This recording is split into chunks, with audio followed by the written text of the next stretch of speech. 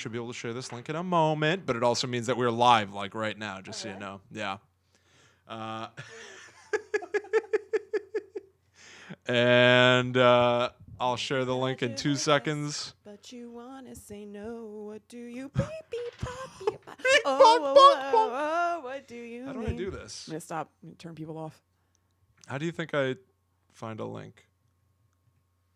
My channel. I guess I would go to the stream and then. I mean, yeah, we appear to be. We've been live, so we are live. All right.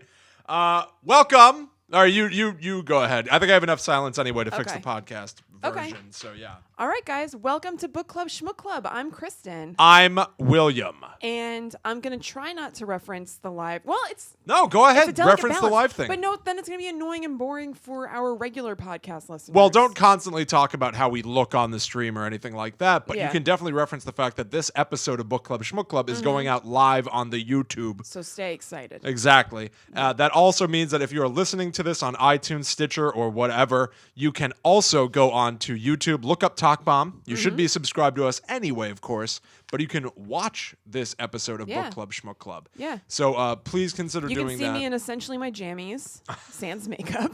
They don't look like jammies, though.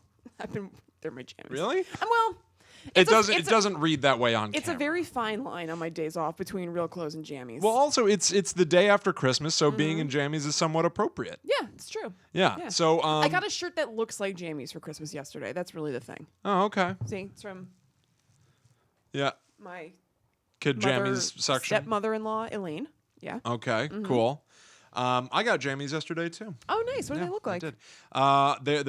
It's a nice blue top. Okay. Some gray pants. Okay, that's nice. Yeah. Are you gonna wear them for our Christmas with the rest of our family, which is jammy Christmas? I guess I can. Okay, good. Sure. Ryan and I are gonna get matching jammies. Really? Hell yeah. Oh my god. All right. How many other times do you have? Yeah, fair point. I mean, we could just do it anytime, I guess. But right. Anyway, if you are watching this live, you can talk to us in the chat. Yeah, you just ignore that. That is from, I don't know if that's a robot or what, but that's... Did you know that person? No idea. So people were in the chat from a previous episode that were being weird. Roro. Do you know Roro Suri? I bet it's Rut. I always say his name wrong. Really? You think so? Rokshay? Yeah. Really? I bet it is. Mr. Roro Suri on YouTube. Yeah, we might be wrong about that. Probably. Could be. That's cool. But anyway, if you do want to talk to us live and you are watching us live, you can do that in the chat, and we are monitoring that situation. Yes. But more than anything, we are here to wrap up our conversation about Ernest Cline's Ready Player One. Yep. Yeah. You got that right. So I don't want to. I've been struggling with this because I think that as people are reviewing things, they're changing more and more whether or not they're giving things a review on a scale of 1 to 10 or if it's a thumbs up, thumbs down kind of situation. Yeah. Do you...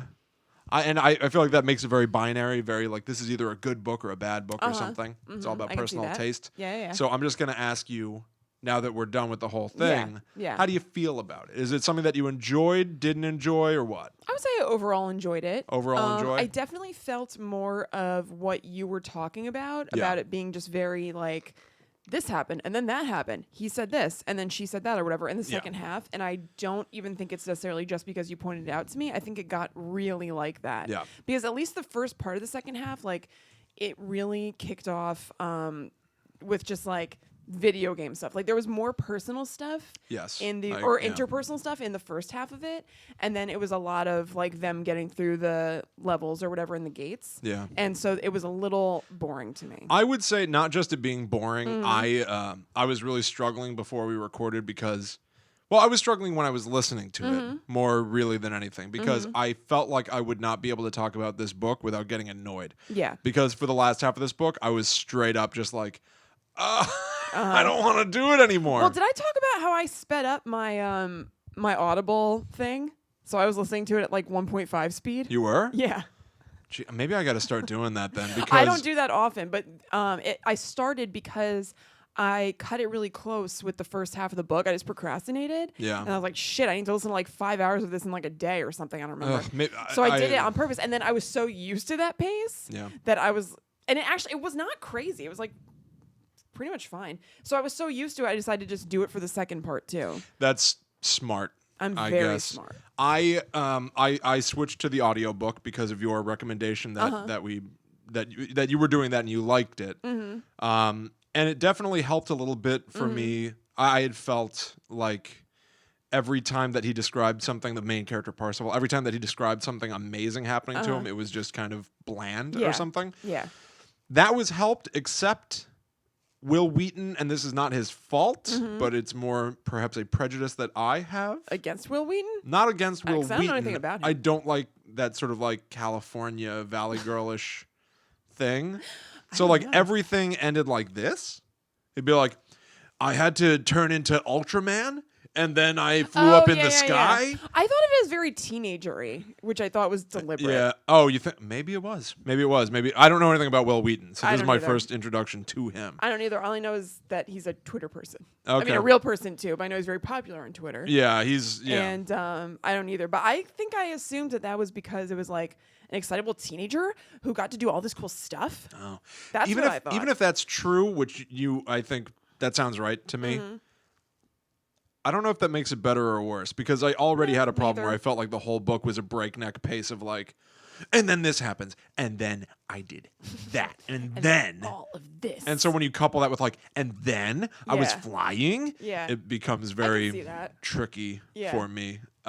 Wait, I wrote a summary. Yes, of course. Yeah, sorry. Yeah, hold on. Okay.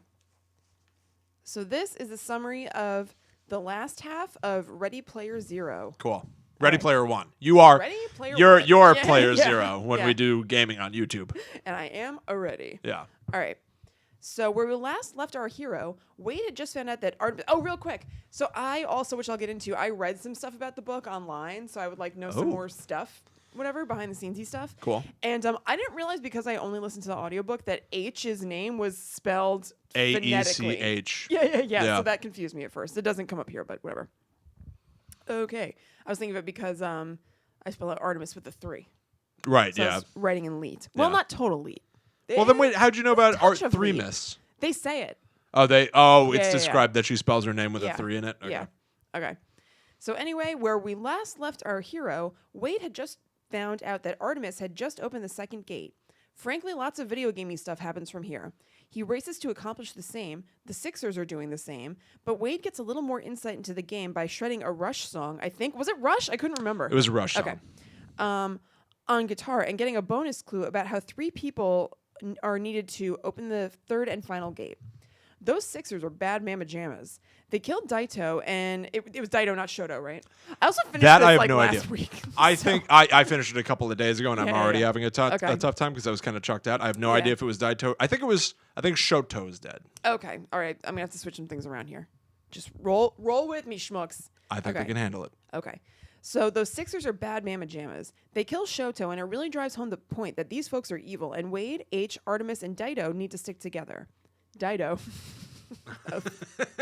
They listen to some sweet Dido songs together. I Want to Thank You fame or whatever. Okay. From Stan. Yeah.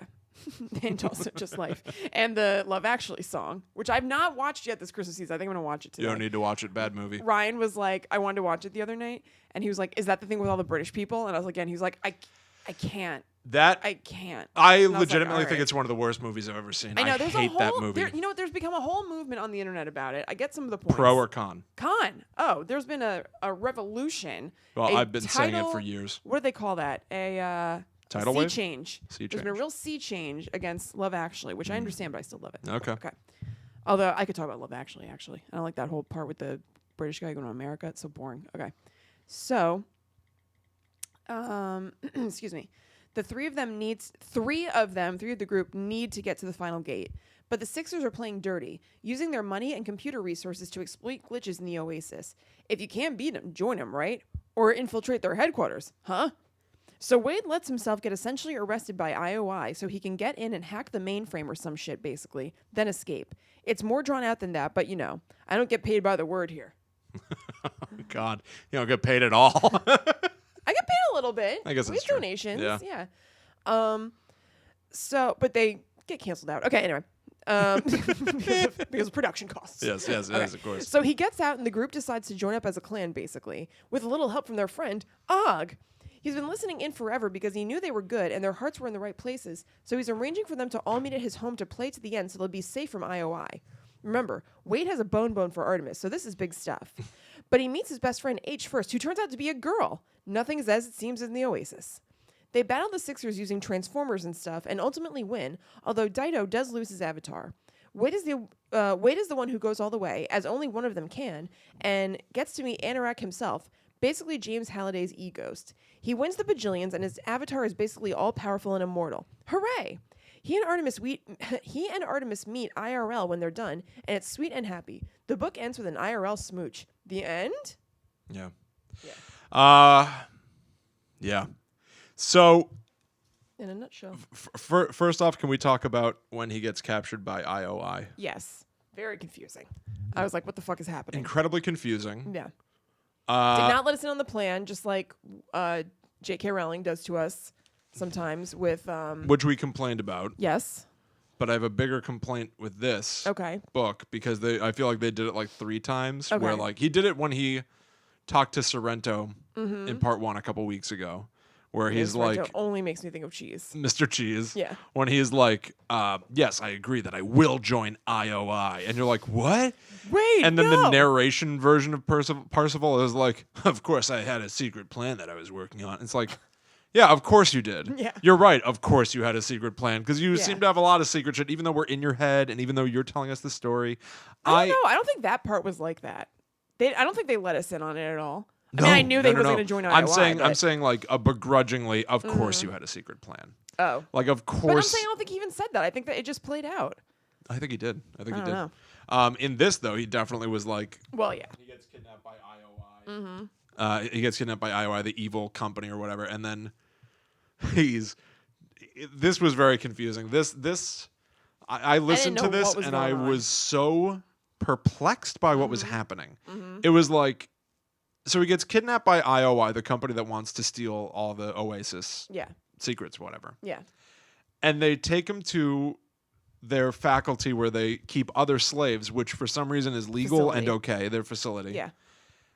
And they put a clip understand the whole system. thing on his... I didn't understand the system. And so anyway, he's held captive by them, and they tell him that he owes them $20,000 in debt. And there's this whole idea that once you're in debt to IOI and once you are abducted by them and put in this system, which I guess there's no government or anything that would... I don't know why this is legal. There's some weird... Like, they should describe the... If this is a thing that happens in this world, they should have explained what the world is like. They totally should have. There's a dropped line in part 1 where he's like, now I'm old enough to vote in elections. But the only elections I vote in are the ones that have anything to do with the Oasis. Because the ones in the real world are stupid and only celebrities win them, or is it reversed? Do you remember this at all? It's like 2 sentences. I don't remember what it said, but I remember him saying he only votes in the elections that have to do with the IOI. The Oasis. I feel like they made a weird reference about the fact that in the real world, the world is so fucked up that only celebrities win political things. Well, in our current climate. I can't say that he's wrong. I laugh so hard I choke and then I die. Donald Trump is a Trumpy, that's reality exactly show guy. About. Well, yeah. It's a good show too. I don't think I can ever enjoy it again. The Apprentice. I don't know if it'll ever be on again. Yeah. It is. It's coming back. With Donald Trump? No. Oh, well, that's what I mean. Arnold Schwarzenegger. No, it's not. Schwartz. No, it's not. Yes, it is. That might be better. You're fired. Oh, I'll totally watch You're terminated. That. You tell me like that. Do you think he's going to... Can you do your impression of the Terminator? Sure. It aggravates me every time. Yeah. Because this is real. Okay. I'm the Terminator. There's my A. It's Australian. I mean, I can say I'm the Terminator. You know what I mean? Like, it's when I am trying to do this thing of Arnold Schwarzenegger, something happens with my vocal cords. Can you go till? Till. We've done this. Yeah. Till me. Nay. No, it's the thing. It's nay. Me being all like this. Makes me go nay. No. Nay. Nay. Tell me nay. Me. Nay. That was better. That was a little bit better. That was better. Yeah. Anyway, but yes, there. that's coming back. Yeah. So when? Oh, do you know? No idea. No. Did they film it yet? I don't know. I think they only made the announcement that Arnold Schwarzenegger is going to be the person to replace Donald Trump. That's awesome. Remember when they called him the Donald? What fucking sense does that make? I don't know. What sense does anything he does make? But that's not a nickname. The Donald. The Donald. Donald. The Donald Trump. That was his nickname. Well, no, I mean, so like, my name's Kristen, but like, some people call me Chrissy. It's not that my name is Kristen the Chrissy. But a Donald isn't a thing outside of people named Donald. So you can't be I can't earn the nickname. The William. You know, like people in high school. How about this? In high school on the football team, people would earn their Letterman jackets, their David Letterman jackets. Yeah. And a lot of them got their nicknames printed on the back or on the collar or whatever. So like, if somebody's, nickname was like, the Crusher. It would say like the Crusher on their thing. But there was this one guy whose last name was Affinito, and people called him Af. So it was just a shortened. Nito. It was just. Hey, Nito. Yeah, that seems like a missed opportunity. I kind of like Nito. Yeah. Hey, Nito. Like it sounds so happy. Af. The Af. So on the back of his jacket, I always got the impression that it was him just really trying to fit in. Yeah. He got the Af written. Like an AF isn't a thing. You can't be the AF. Your name is Affinito, so people shortened it. Like I call you Raj. Yeah. You're not the Raj. No. You know what I mean? No. Doesn't make sense. No. The Donald. The Donald. Remember when he and Rosie O'Donnell hated each other? Rosie O'Donnell Trump? Yeah. What? He called her fat or something? What did he call her? Yeah, I really don't remember what it was about. I was taking a stroll down She's a memory fat lane. loser. Yeah, he definitely called her a loser. She's called her a huge. loser. I saw Bobby's Twitter or tweet the other day. Huge. I picked him up from the train the other day and he just was immediately going like, it's going to be huge. It's going to be huge. So funny. Yeah, what was their thing? I really don't remember, but I remember they went back and forth. They were like going at it. So stupid. And then I was thinking about, what's his name? Oh, God, I just had it. Mel Gibson and that whole thing. What? Is this new? No. The old thing when he got arrested and. Oh. Yeah. Wait, why are you talking about this? I don't know. I was thinking about it. Okay. It's like, how does this connect to I was the like, Donald? oh my God, that was crazy. No, just old celebrity things like Donald and Rosie O'Donnell. It's hard to say. Mel Gibson called his daughter like an ungrateful pig. No, that was Alec Baldwin. That was Alec Baldwin. Yeah. No. Mel Gibson said that the Jews control all the money in the world. I knew that. I thought he... police or entertainment industry or something. I was going to leave that one alone. I thought that he called his daughter a pig. No, he called the one of the officers who arrested him sugar tits.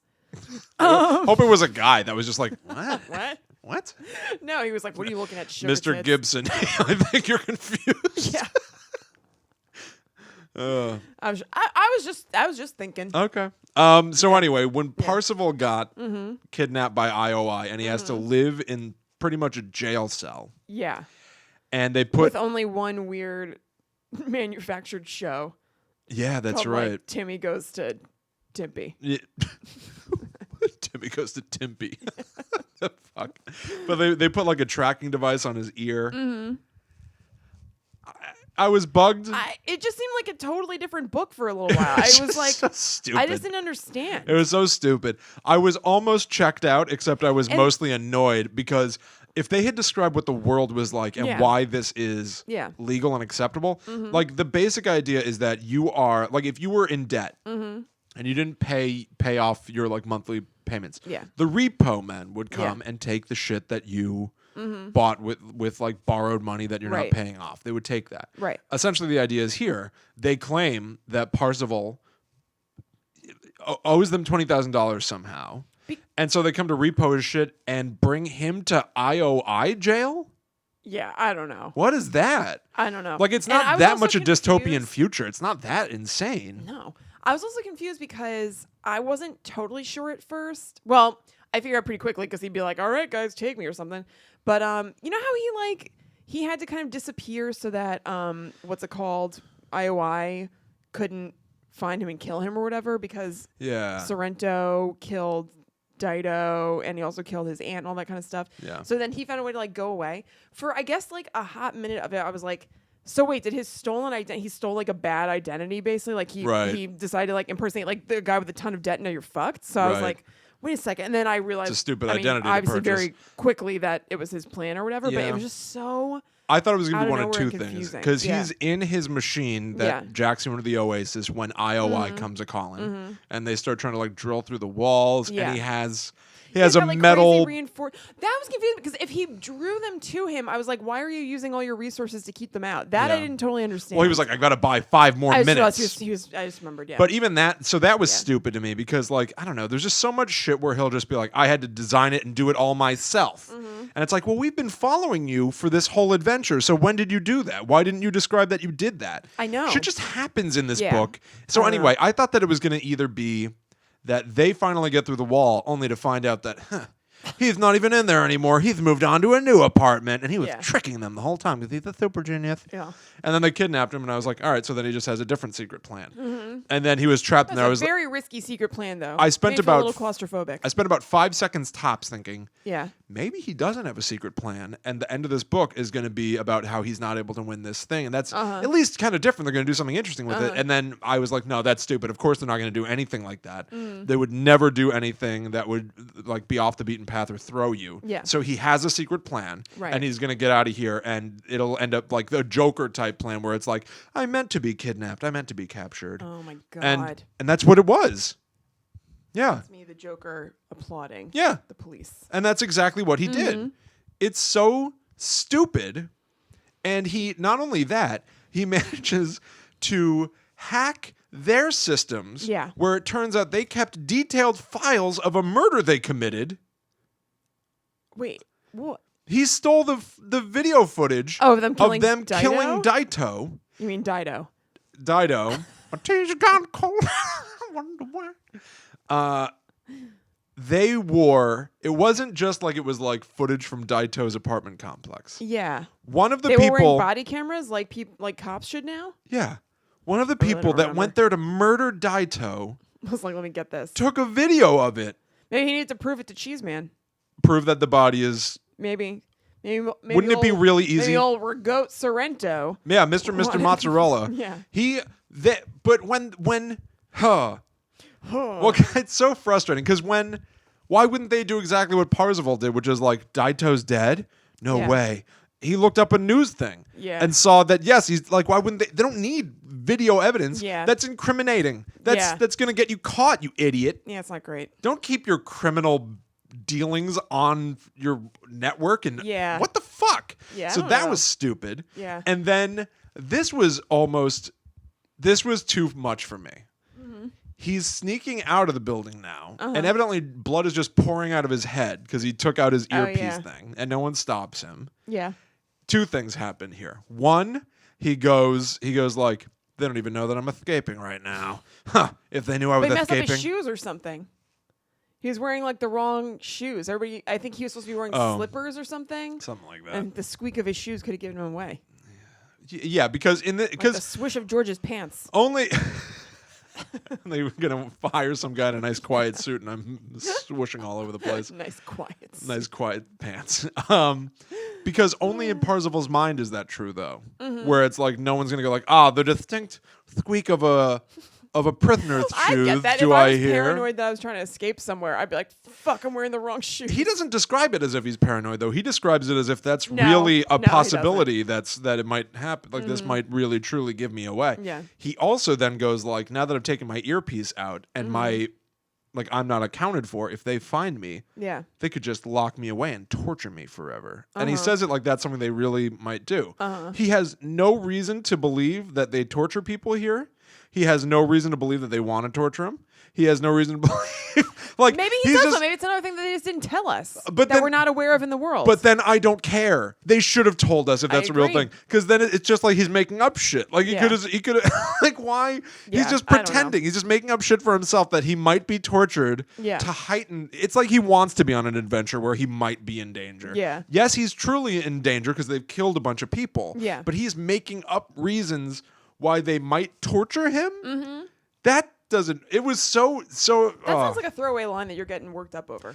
No, I can see that point of view. However, I think that it speaks to the quality of the book, where it's just like a stupid fucking thing. And like, yes, that's a throwaway line, but then don't say something that just doesn't hold up under scrutiny. Yeah. You know, don't just write shit that doesn't mean anything. Like, fair point. I want to know about so I'm complaining more this time than I was last time, obviously. I disagree. I think Really? you complained equally so far both times. Maybe that's true. Yeah.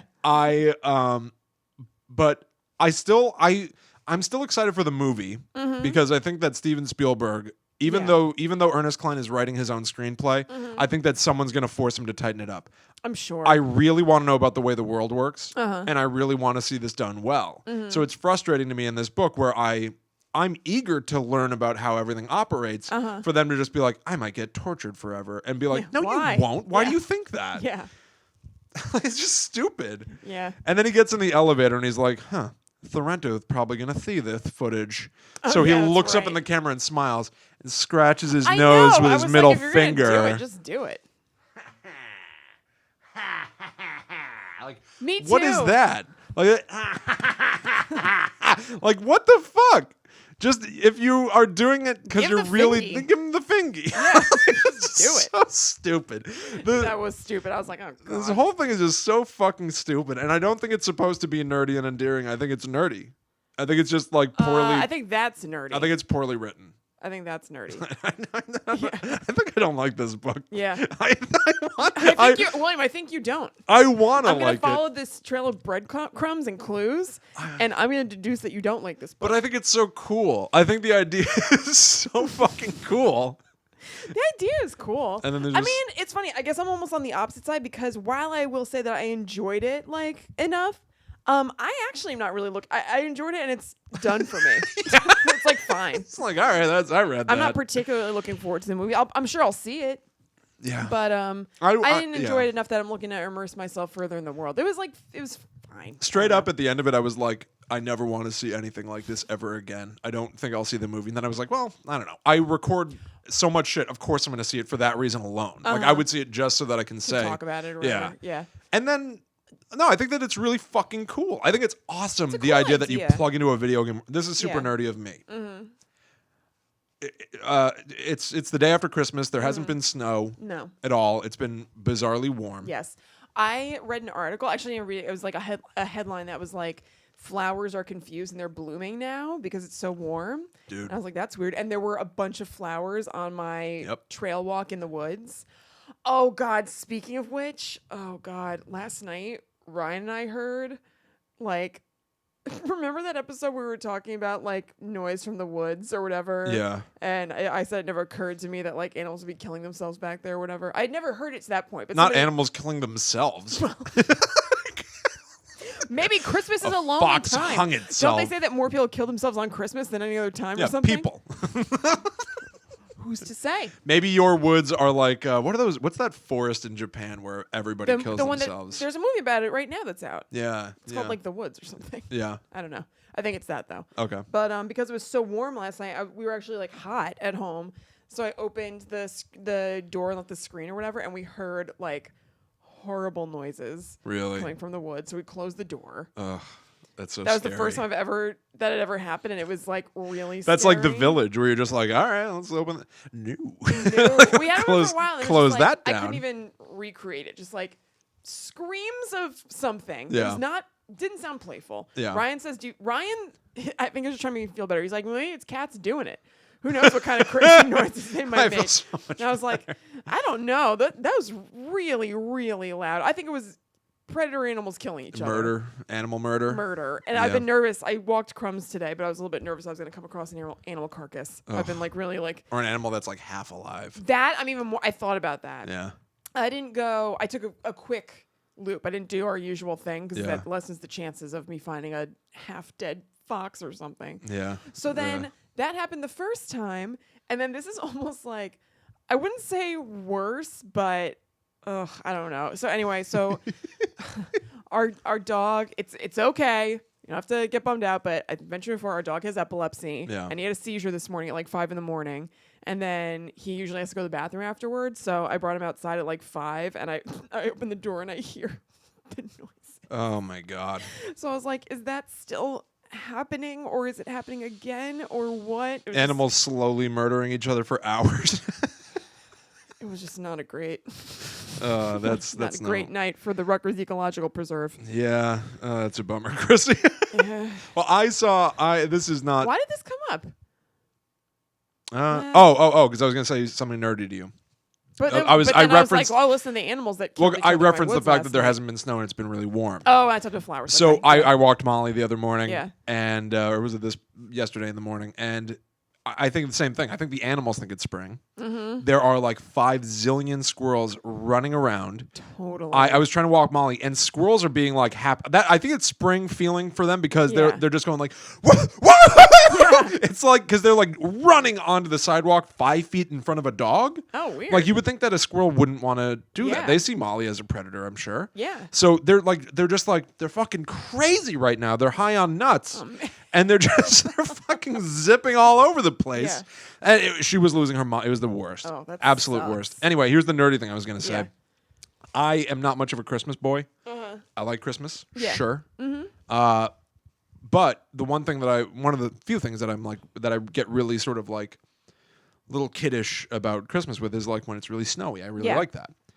And I turned on Grand Theft Auto online the other day for the first time in a while. Was it snowing in Grand Theft It Auto? was snowing in Grand Theft That's Auto. Cool. And there's like a capability of you to like make snowballs and throw them at people. And there's a Christmas tree in your virtual apartment. And I was like, and I legitimately was starting to feel Christmassy. Oh, that's cool. And then I was like, did it make you think of Ready Player One? Yes, because I was like, this is just the Oasis then. Like this is the same thing. Yeah.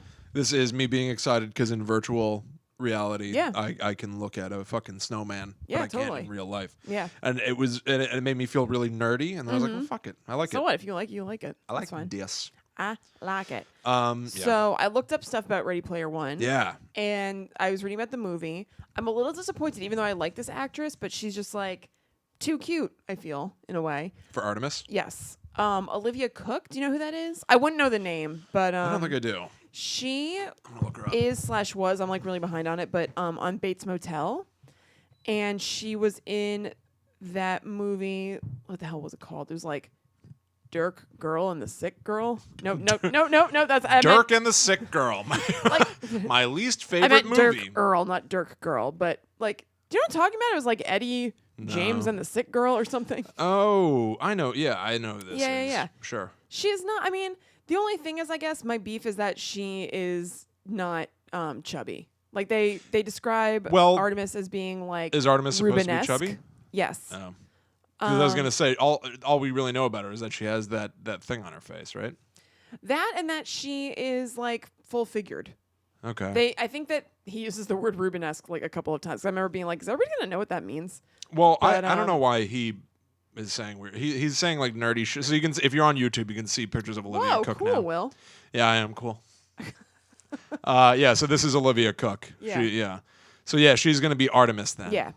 Well, that's the only casting news so far. That's okay. The only thing that I know about Artemis then is that she's supposed to have a port wine birth stain. Wine birthmark. I don't know what they call it. Yeah. Over like half her face. Yeah. So I'm sure they'll do that. Yeah. But I also liked that. I don't know. I think it would be kind of like a nice thing if she also didn't have like the ideal quote. There they are. Yeah. Quote unquote like female body type plus that.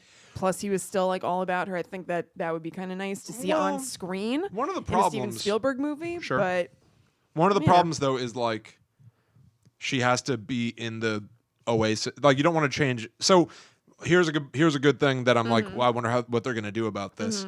H. Yeah. In the Oasis is a white man with like blonde hair and blue eyes. In real life, it's a black woman. Yeah. So I don't know if they're going to want to have to constantly trade off actors and actresses. Like if we're in the Oasis, Parzival has to look mostly like Wade because when they leave the Oasis, he has to be visually similar. But there's going to have to be something's going to have to make it distinct. Obviously, it makes sense for them to like have different people. I know it's a little, I don't know. It's a little weird. It's tricky. Yeah, it's a little weird. In the Matrix. Because it's kind of a big part of the book. It's not a huge part of the book or whatever, but part of the book is that you make your own avatar and that like even Wade makes his like a little taller, a little more muscular, a little whatever, has better skin. Like I think that's not the most important part of the book, but I think it kind of all plays into like you getting the lay of the land of that world and the Oasis versus like the real world and stuff like that. So it does seem clunky though and confusing. That's one of the few parts I bet that's confusing to see as opposed to read. That's probably true. I wouldn't be surprised if they just dropped it. They might. Yeah.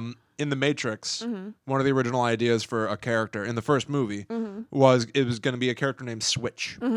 And in the real world, it's a guy. But when they jack into the Matrix, like you rebuild your body in the Matrix how you feel almost. So Neo looks like Keanu Reeves because that's all he's ever known. Yeah. Switch, when they go in the Matrix, becomes a woman. That's interesting because of Leah Wachowski. Yeah, Lana Wachowski. Okay, yeah, used to be Larry Wachowski. yeah. So that is interesting, but they ultimately dropped it because it was confusing. Yeah. It was visually I would confusing. think it's weird to watch. Yeah, and especially with H, where it's such a switch, swap gender and change race. I wonder if they're going to. That's true. I hope they do it because in the book, when they were describing H's story, I legitimately was like, I'd way rather see this person's life. Yeah. Like I'd way rather we had followed. That's a really good point because you're right. I would rather follow her. Yeah. I'd way rather this whole book have been about H. Yeah, that's than true. Parzival. Yeah. Where he's just so boring and he's too. I don't know. And it's interesting. It's a bummer, but it all makes sense.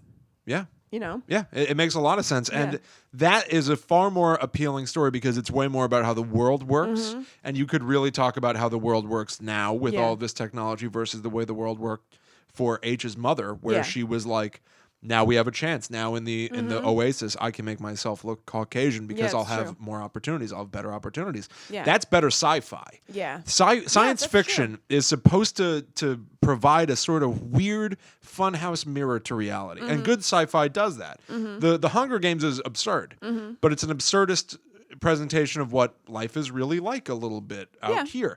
And that would be way more appealing than just following Parzival as he knows everything and is good at everything and you're right. wins everything. It just it's too much. Yeah. I'm curious. I don't know how they're going to do it in the movie. I hope they don't drop it, but I feel like I it's usually the most keep my likely phone thing. on silent, but I'll tell you guys this is interesting anyway. Will and Allie got Ryan and I like a nanny cam for our dog. And so Ryan just texted me, and sorry about that. I usually keep my phone on silent, but I messed up. And said Crummy is passed out on the couch, which is cute. Because he was checking in on him. It's kind of awesome. Yeah. And by default was checking in on me. He doesn't. Well, he knew I was doing the podcast today, but he was like, because I'm off all day and he's going to be at work, and he was like, I'm going to be spying on you at work. I'm going to talk to you through the thing because there's a camera. And I was like, hey. So weird. I know. So weird. But really funny. Is it hard for you to not look at it all the time? Yeah. I mean, it's only been for like 2 hours this morning. Okay. But I was just like chilling on the couch, like just like messing around online and stuff. And I kept being like, did you do it where you're like sitting on the couch and then you zoom in the camera on yourself?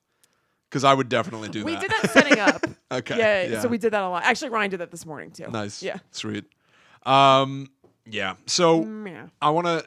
This is not a Star Wars spoiler. Okay. You may have seen that the new movies, the Star Wars movies, is getting a lot of criticism because they're saying that the main female character is a Mary Sue.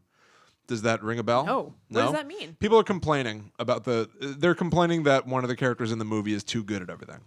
And that evidently is not even what that term means. There's like a whole like. I've never heard that term before. I never had either, but people are freaking out about it. Anyway, in this book, I think that Parzival is way too good at everything. Yeah. Like everything he tries, he does well. Yeah. The only time that he didn't get to the top of the leaderboard was just because he was busy doing other stuff. Yeah. I heard people are weirded out by Adam Driver. In the movie? Yeah. He was awesome. I thought he was great. I think it's mostly that people find him unattractive. Hey, Mr. Roro Surrey. Hey, what's up? Are you? Rokshay, is it you? Are you Rokshay? Yeah.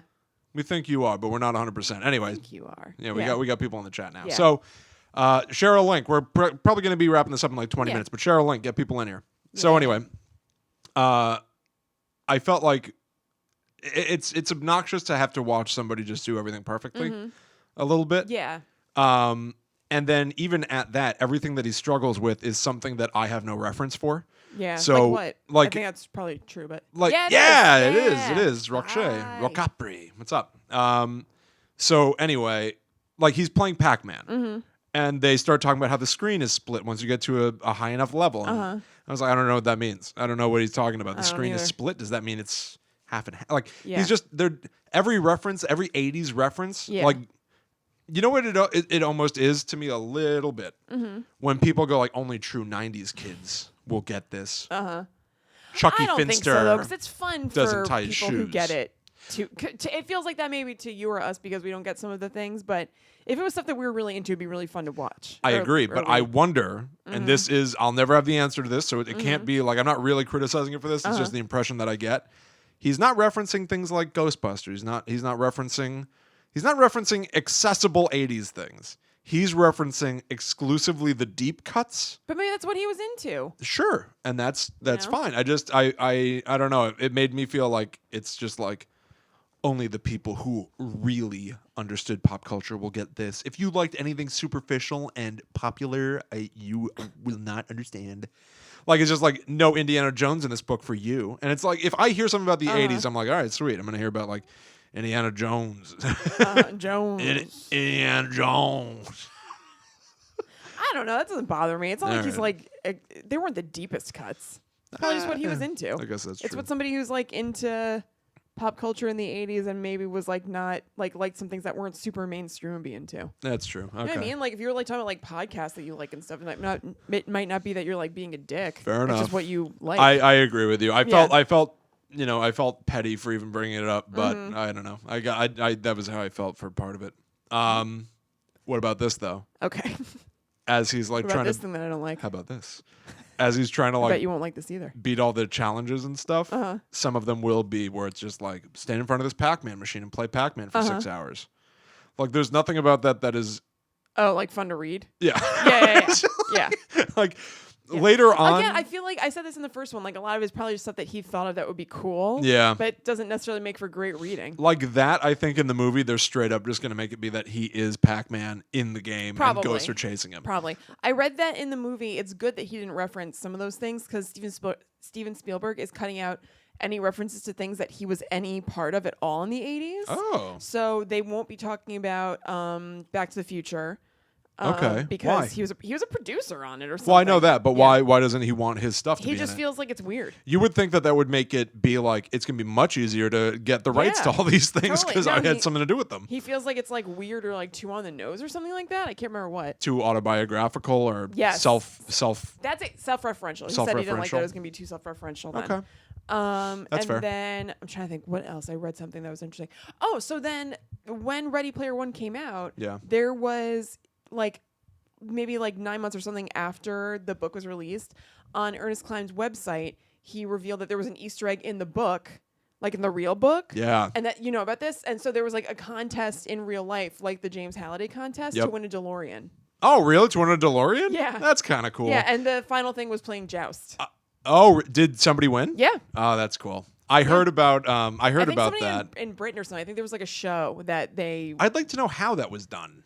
Like, what were the clues? I don't know. Because I read about that, and then I thought, I was like, maybe this is a clue, because it was so stupid. At one point, Parzival is like, yes, I have watched... What's a movie that they have to... What's that thing with Matthew... Mind War? War Games? Yeah, it wasn't that one, but he's like... Oh, it was Holy Grail. It was Monty Python and the Holy Grail. He goes, I've watched that movie over 4 dozen times. Yeah. I was like, well, 4 dozen would be 48. Yeah.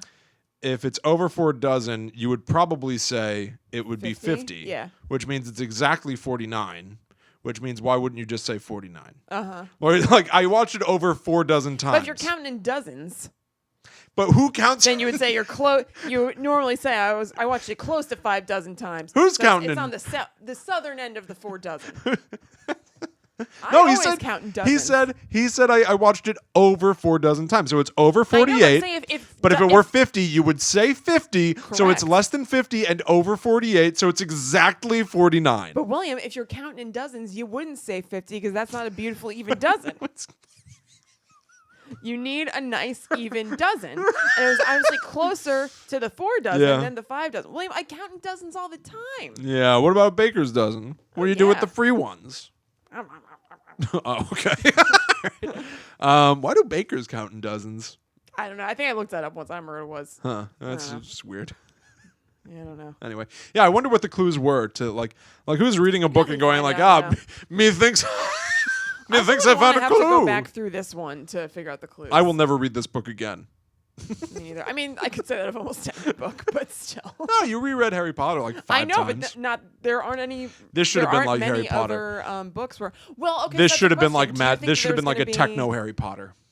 How so? I mean, that sounds much better, but because it's like Harry Potter. I said this last time too, where I was like, he should be more amazed by things happening around him. Yes. You had the good point of like, well, no, he grew up with this, or why would it be amazing?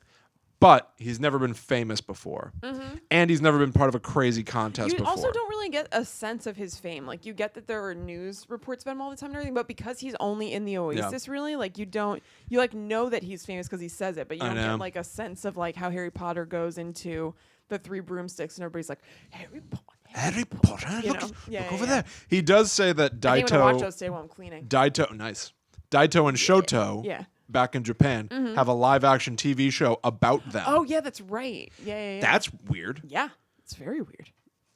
Don't think about it any more than that, though. Just mention it and move on. Who would play us in a live-action TV show about us? If it were about 15 years ago, for me, it probably would have been Jack Black. Okay, that works. And everybody always says that I look like Julia Stiles. Dude, you weren't rocking. Dude. I can finally do faces and shit. Am I doing a good Jack Black face? You are actually. It's also a little bit of Jack Nicholson. Dude, you weren't rocking. Yeah. How do I do a I can see Julia Stiles. Face?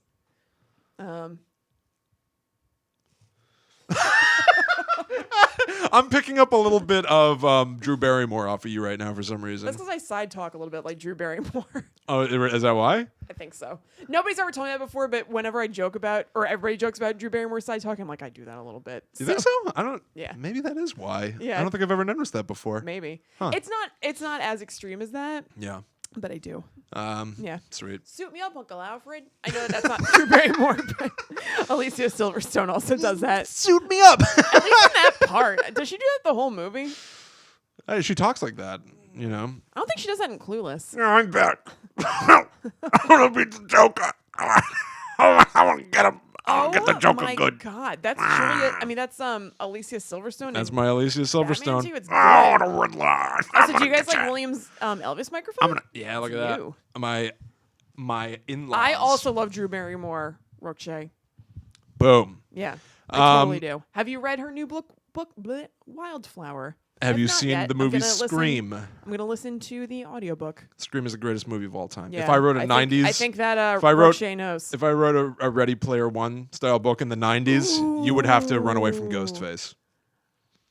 That's a fun topic of conversation that I would need more preparation for, probably. If we wrote a Ready Player One book from the 90s, what stuff would be in it? Well, think about it a little bit. Just let it sort of like germinate in the back of your mind. All right. You were going to ask me something about Harry Potter, though. I would have to play as Kurt Cobain in the Unplugged. I'd have to. I'd like to see or you. Pat Smear. With that. Do you know who that is?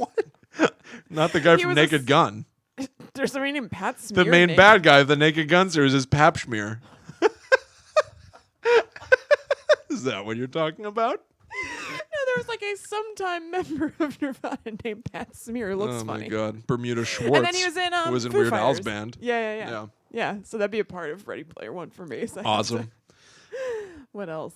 What did I love in the 90s? I mean, if somebody else wrote, if Ready Player 2 was out there and it was about the 90s, somebody would have to sit on the Nickelodeon orange couch. That would be like somebody would have to find the couch or something like that. I forgot about the Nickelodeon orange couch. Just like iconography. I don't know, but nerdy iconography. Yeah. Like it's not just going to be like things that happen in the 90s. You're not going to the Bill Clinton White House. You're going to do nerdy weird stuff. That'd be cool. You're going to be on the ABC ABC Family Friday night. If you had the power of maybe stopping the affair between Bill Clinton and Monica Lewinsky. Ooh, yeah. Like you step in front of her to block when she bends over and she snapped. Ooh, I'm getting You'd have to find his cigar. Oh, probably. But no, I want to finish my thought because it's like one of the craziest parts of their whole affair to me. That it kind of kicked off because she was bending over to pick up a file folder, and the whale tail part of her thong was coming out the back of her dress, and she snapped it. She snapped it? Yeah. She like a baboon mating call? I know. What the fuck is that? So weird. I know. Who does that? I also don't know why then that would make him like from both of the points of view. That is some of the craziest shit in the world. That's what I'm saying. Like I don't get why that would be like a hit on thing, and then I don't get why it worked. Snapping your underpants at someone, and then he's just like, "Ooh, me like it." Game on. So Ready weird. Player One. Yeah. You'd have to drive OJ's white. What the fuck is it? His white Bronco. The white Bronco. He'd just be Al Cowlings. Oh God.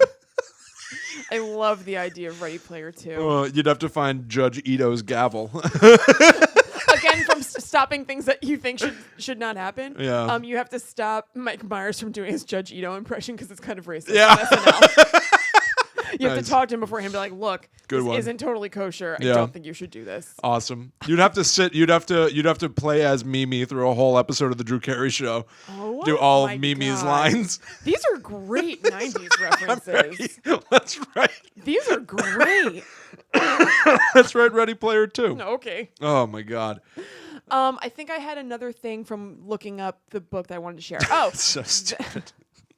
And also, this is a 90s thing. So it picks, you have to do something with Mystery Science Theater 3000. Oh, yeah. Okay. Did you know there's going to be a new version of it? Hell yeah, I do. I didn't know that. Booyah. So, yeah, they got their Kickstarter. They got $5 million to do it. Not quite. Not quite. No, they did. I thought they got the full 12-episode run. Oh, they maybe did this it was an old article or something. Maybe. Because it said that they had 4 point something, and that if their goal is to get 5, so they could do a full 12 episodes. So maybe it was an older article. Maybe. Because it came up because Ernest Cline is one of the writers on it. Oh. Mm-hmm. I'm trying to think of all the people who are involved. Dan Harmon. Yep. I know Dan Harmon's doing it. Patton Oswalt. William. Sorry. No, it's fine. No, that's fine. It's helpful. There was another writer who I was like, that's cool. Shit. I don't know. But yeah, that's cool. That'll be back. I hope they like. I didn't like it when they started doing riff tracks, and then Jonah they would Ray? just be like, "He's the smorgasbord of the rings." Like they're just like about popular movies. It's not as good. Like it has to be like weird, like fucked up sci-fi that no one's ever seen before. Totally. Ryan and I watched it on New Year's Eve. There's a Santa Claus one on Amazon Prime. It was so funny. Really? Yeah. I'll have to it was watch really that good. then. Yeah. I love that show. I do too. You were gonna ask something about Harry Potter. I don't think I was. I think I was just saying. Well, because I was saying that this book should have been more like Harry Potter, where it's like plus. I said how so, and you explained already. You're like that he would like guide you through what the world is like and everything. Well, there's one thing in it that is a little Harry Potterish toward the end, which is when Og shows up, and it just turns out that he's been invisible watching them this whole time. Yeah, and that's kind of Dumbledore-ish. I thought it was very, very, and on purpose, Wizard of Ozzy, because they're like the 4 people who. You know, are trying to accomplish a thing. I felt like he was like the Wizard of Og, which I know they called him anyway. Yeah, I don't know. I picked up a lot of Dumbledore, like watching Harry with the Mirror of Erised. That makes sense. However, I think there was a fuck up, and I'm never gonna go back and double check it. Did he watch it with the Mirror of Erised? Dumbledore did. Dumbledore did? How? Yeah. Remember, he was in the room, and he was like, "Back again, Harry." It's like, many people have wasted away in front of this mirror. You better be careful. And that's how he saw him? You better be careful, Harry. Yeah, he saw. Are you sure? Yeah. How would he use it? Because he would just sit in front of me like, my dearest wishes to see Harry right now? Or something? What? Like, how did he use the mirror to watch Harry? Dumbledore saw Harry in front of the mirror. I thought he didn't. He didn't say my dearest wishes to see Harry, and then the mirror showed him Harry Potter. I thought you meant that's how Dumbledore like spied on Harry all the time or something. It was always overwatching him. No, was through the Mirror of Erised. I was like, how did I miss or just forget a pretty big part of this? No, he told Harry, don't sit in front of this mirror for the rest of your life. I was like, I don't understand the logistics of it. He would have to be like, okay, all I want is to see Harry Potter right now. I don't think you can switch your deepest desire. That doesn't make sense. Like, it could switch minute to minute. Deeply desired to see Mr. Why are Potter. What's his name? Cary Grant? I deeply desire to see Mr. Potter. That's weird. But no, I thought that Og was a little Dumbledore-ish. Mm-hmm. However, I liked him, and I was afraid he was going to go bad or something. I think they fucked up. Why? He was like, yes, I've been watching you for a long time. Yeah. And then H is like, a long time ago when somebody knocked over a book. That was you. Yeah. He's like, yes, indeed. Yeah. Wasn't that before anything? Because like they met in the chat room. Yeah. So he's been watching them way before they ever even got the first key. Yes. Why? I don't know. dog shit. I know. That's so stupid. I know. That's so dumb. I don't know why he would be watching them. This book is stupid. Wait. Actually, this though, book is so stupid. H was a famous like player-to-player guy or something. So maybe what? he There was, like, checking in on him. So was Artemis.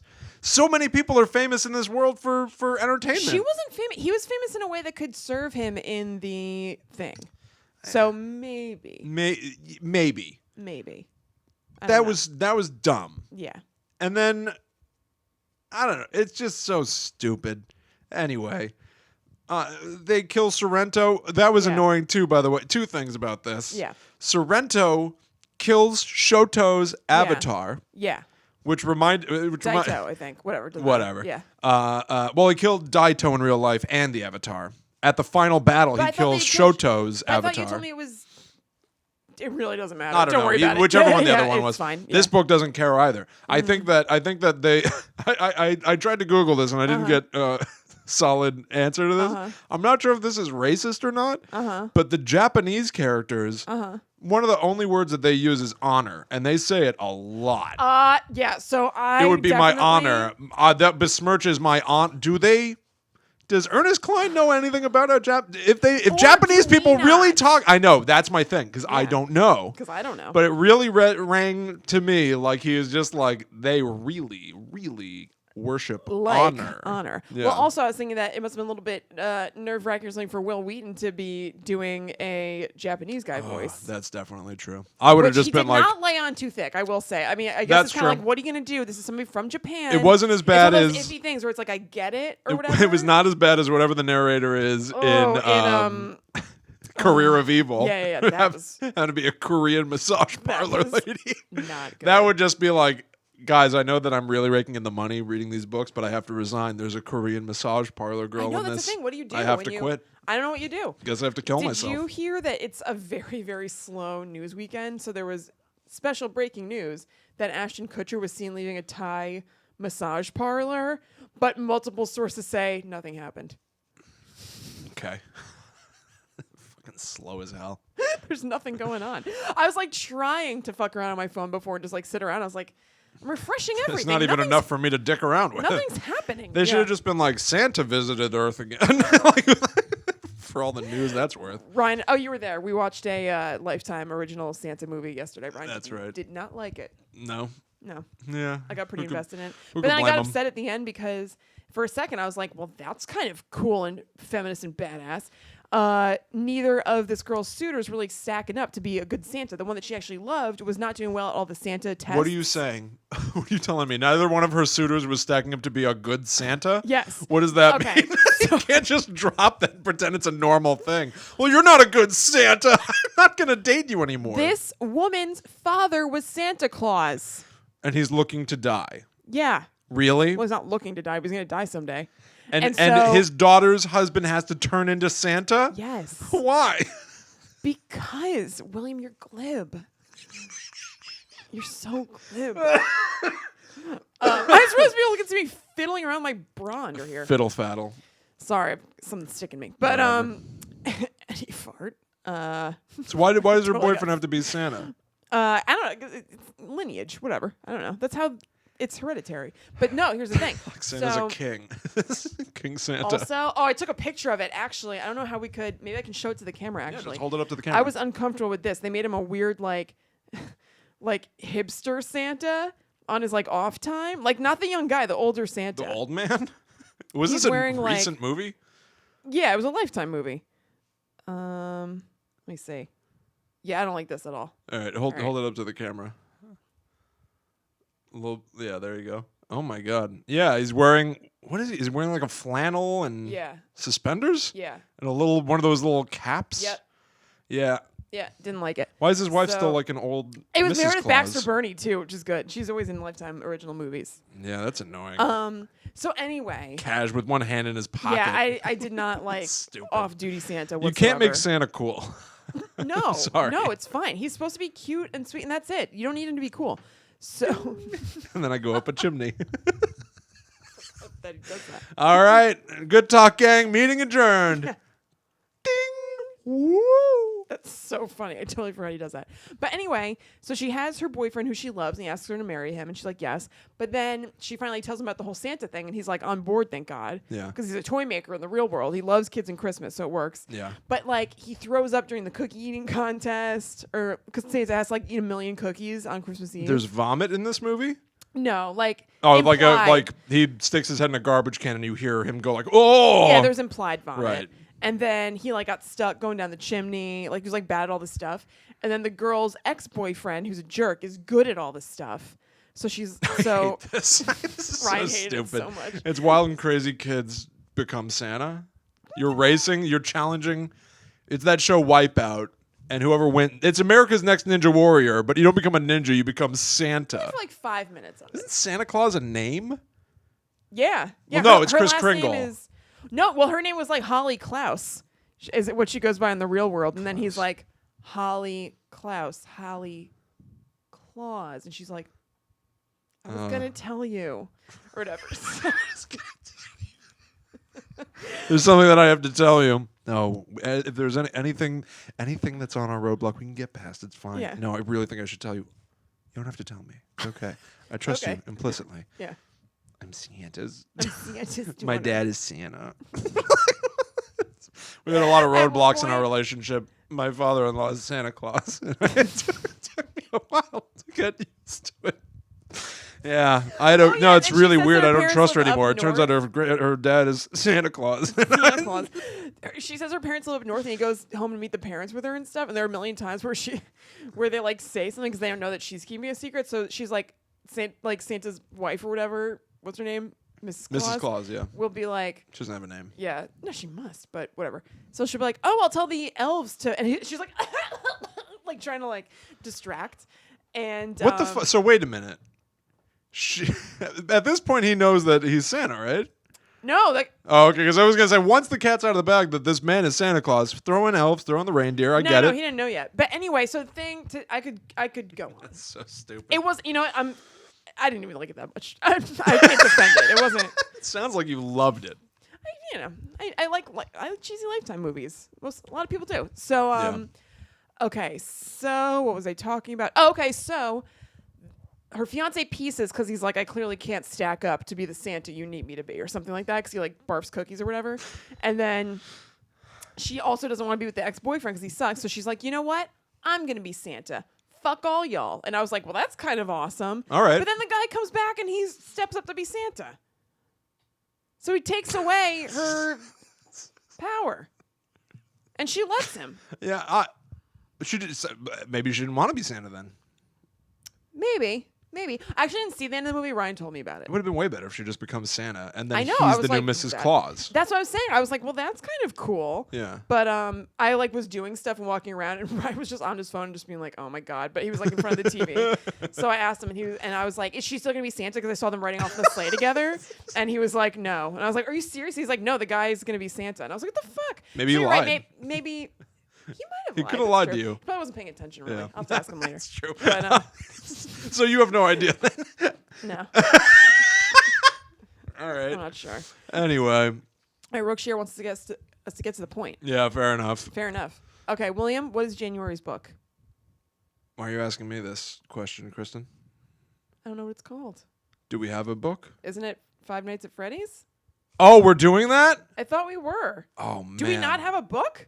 We don't have a book. See, this is the benefit and drawback of the live stream, is that we would normally shut off our recording right now and figure this out. Yeah, which I don't we know. will do, Well, I guess. Well, is there anything out there that you wanted to read? Oh, man, I don't know.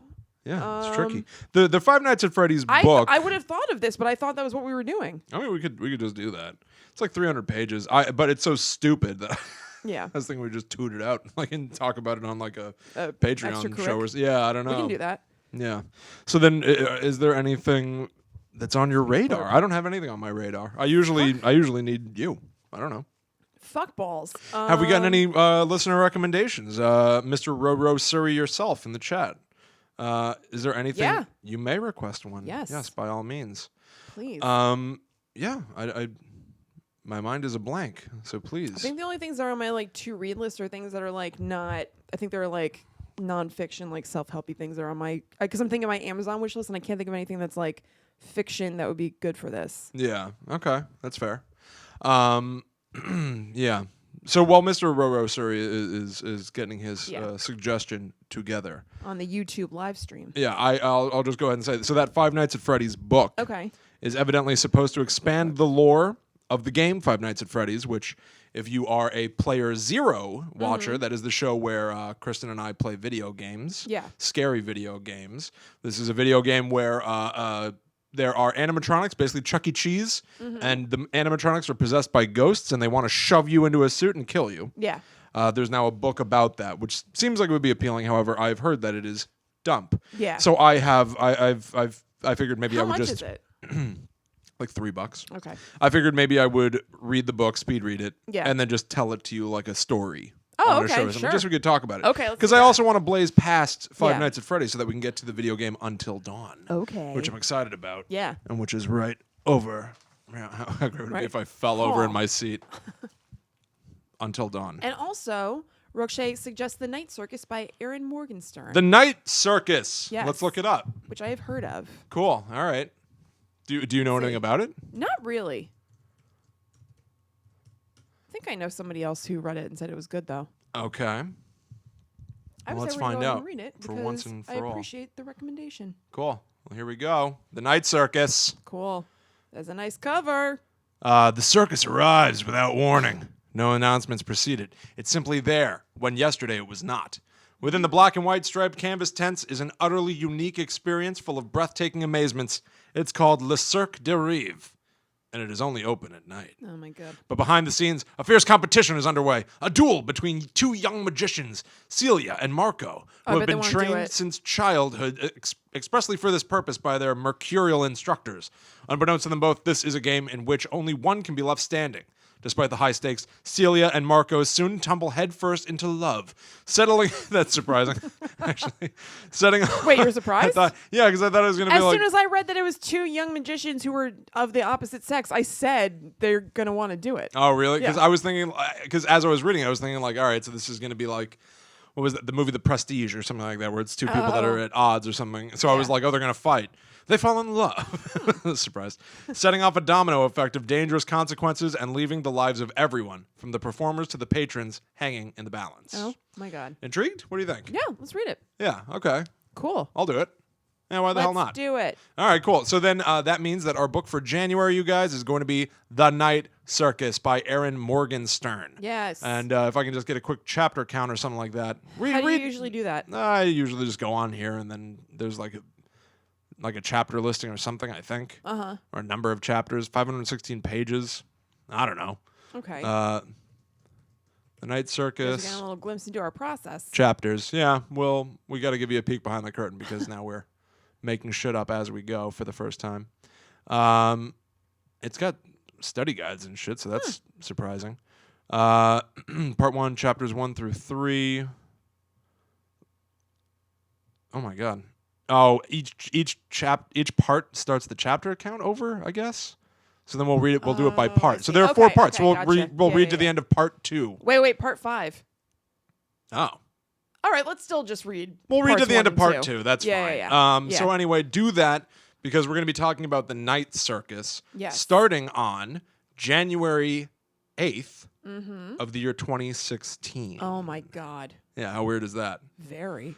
This is the final book club schmuck club of the year 2015. Oh, wow. Actually, because next week it'll be January 1st. Yeah. Weird. Oh, weird. Cool. Well, that'll be fun. Yeah. All right. Any final thoughts on Ready Player One before we close the book on it forever? Like I said, I liked it fine. I'm done with it. Yeah, I'm done with it. Are you looking forward to the movie in any meaningful way? No. Okay. I didn't hate it.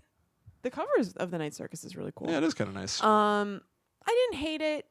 I liked it enough, not enough to be like ravenous for more or anything. Okay, fair enough. Ooh. Well, anyway, belated Merry Xmas to you as well, Mr. Rorosery in the chat. Thank you for your recommendations of The Night Circus, which is what we'll be doing next. And we wish you all a Happy New Year. Yeah. Thank you for listening to Book Club Schmuck Club. If you have any thoughts that you would like to share to us about Ready Player One, if you would like to talk about Until Dawn, which we'll be playing fairly soon, or Five Nights at Freddy's, or anything, you can let us know because we're very active on Twitter. We are. I'm at Chrissy Pajamas. I'm at Will Rogers 2000. Yeah. And until next week when we will be hitting you with a Patreon bonus show at patreon.com/talkbomb. Good talk, gang. Meeting adjourned. Boom. Bingo. Cool. Bye. Bye.